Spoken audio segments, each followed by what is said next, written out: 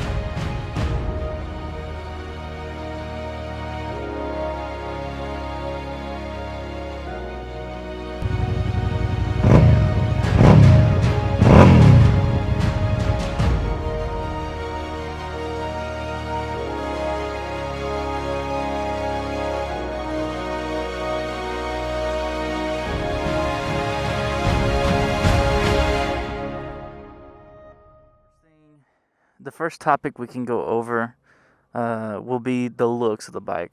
So as you can see, it's a little bit different design.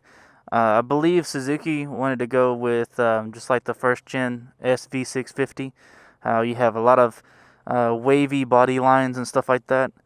The design isn't necessarily liked by a lot of critics, but personally, I like it.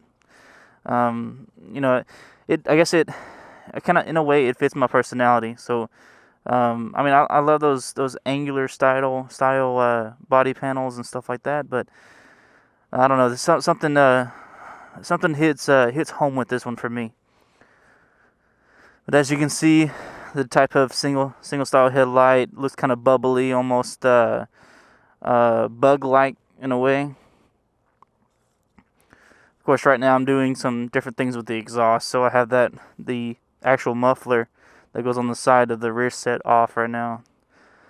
A couple of things that I changed up though would be the mirrors. So I took the mirrors that go on here, the stock ones, off, and I replaced them with some cheap bar end mirrors that stick out a little bit. I personally like these a lot better than those. I couldn't see past probably past my shoulders with the OEM mirrors. And that's about it. Besides changing the exhaust, which I'm doing right now, the mirrors, the phone mount, and the exhaust is about all I've done to this bike. Right now, I've got about 4,600 miles on it, which I've put all that mileage on ever since July. So it's almost December now, so almost 6 months, maybe 5 months. So I put a lot of miles on this thing, so I figured I'd give you guys a good in-depth review of how it is to ride a Gladius every day. So I'm not going to go so much over the specs as long as power goes. I'm just going to help you guys. I'm basically going to describe how it feels. Alright, so from experience of riding this thing, it will power wheelie in first gear. It doesn't quite do it in second, but it will go up with the clutch in second. I'm not sure about third. By the time you get going that fast, the small 650 doesn't quite have enough punch. to get you off the ground. But it is geared pretty close as far as the transmission goes. So you do find yourself shifting a lot, especially around a small town or so, maybe in the city. But the bike is definitely very smooth. It's got power when you need it, and it's able to chill whenever you don't want that. But as you would expect, the V-twin delivers a good amount of torque in the middle of the RPM range.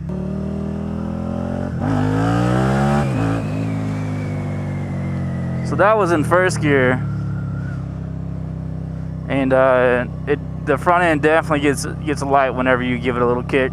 If you're looking to use this bike as something to commute on every day, I would definitely recommend that. Has some nice upright bars, upright body positioning. Give you some good comfort on your ride to work or your ride to the mountains, you know, whatever you would like to do. All right, next we'll talk about the suspension. And now, first off, if there's any heavier riders who are going to be picking up one of these, I would definitely recommend adjusting the suspension appropriately. It only has a preload option.